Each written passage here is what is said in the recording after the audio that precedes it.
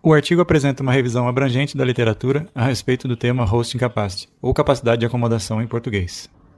Bem, a metodologia para a busca e seleção do conjunto de artigos para analisar pode ser dividida nas seguintes etapas.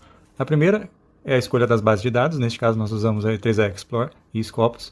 A segunda etapa foi a definição dos termos de busca, que são dados por essa seguinte expressão. A terceira etapa foi realizada a consulta nessas bases de dados escolhidas, utilizando os termos de busca, e o download dos artigos para serem armazenados.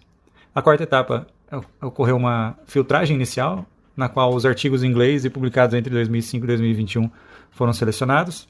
E a quinta etapa, uma filtragem mais avançada, que removeu duplicidades de artigos entre as duas bases de dados e de artigos que não correspondem ao tema Hosting Capacity. Dentre o conjunto de artigos selecionados, dois temas foram identificados. O primeiro diz respeito aos métodos propriamente dito para o cálculo da Hosting Capacity, e o segundo, as soluções para aumentar a Hosting Capacity. Em virtude da grande quantidade de artigos resultantes, nós preferimos selecionar apenas a primeira temática. Dentre os artigos selecionados, ao analisarmos cada um deles a partir da leitura completa, podemos dividir os achados em duas partes, em índices de desempenho mais empregados e os métodos. Os índices de desempenho identificados são o de sobrecarga térmica, tanto em linha quanto transformadores, os de tensão, de proteção, distorção harmônica, entre outros. Os mais utilizados são o de sobrecarga térmica e o de tensão. Com relação aos principais métodos utilizados na análise de Hosting Capacity, nós identificamos os seguintes: os métodos simplificados, que são aqueles que usam expressões matemáticas derivadas, por exemplo, de teorias de circuito, de fluxo de potência, ou algoritmos simplificados para estimar a Hosting Capacity com relação a determinado índice de desempenho. Na sequência, os métodos baseados em fluxo de carga determinístico também foram identificados, e são aqueles que usam fluxo de carga clássico e não consideram a aleatoriedade do problema. Na sequência, os métodos baseados em fluxo de carga estocástico, e esses tentam lidar com as incertezas ou parâmetros que não são bem conhecidos na avaliação da Hosting Capacity, como, por exemplo, variabilidade dos perfis de carga, potência instalada, localização, tipo de conexão de fase dos recursos energéticos distribuídos, e entre outras variáveis. Finalmente, os métodos de otimização também foram identificados, e como o nome sugere, esses métodos definem o problema do cálculo da capacidade de acomodação com um modelo de otimização com uma função objetivo. Neste caso, diferentes soluções para definir as funções objetivas e os modelos matemáticos são avaliados na literatura. Além disso, alguns desses trabalhos modelam a incerteza, enquanto outros não. Ao final, a partir da experiência adquirida com essa revisão do estado da arte, decidimos realizar algumas recomendações para estudos futuros de Hosting Capacity.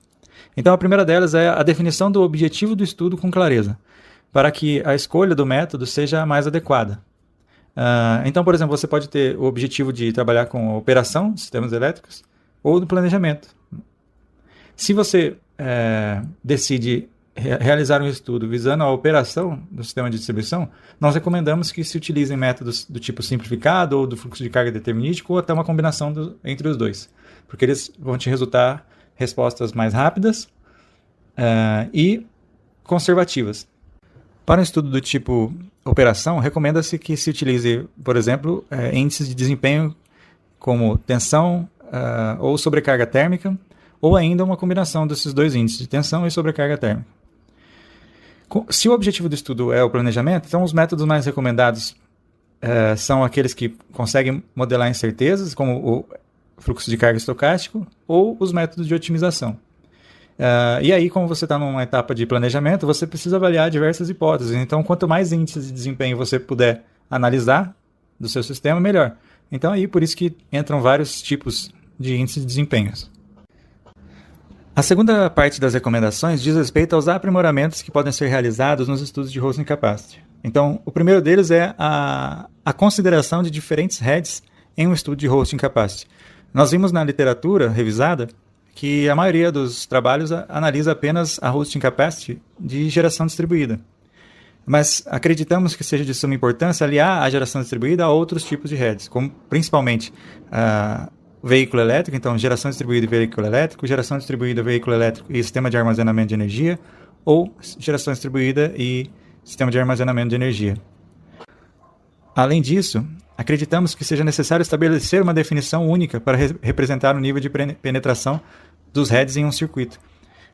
Na literatura, nós vimos diversas definições E sugerimos aqui que o nível de penetração seja dado tomando como base a potência nominal do transformador que alimenta aquele circuito. Então, por exemplo, isso pode ser estabelecido tanto para alimentadores de baixa tensão quanto de média tensão. Além disso, a outra recomendação que nós indicamos aqui é a utilização de métodos alternativos de fluxo de carga para a determinação da hosting capacity.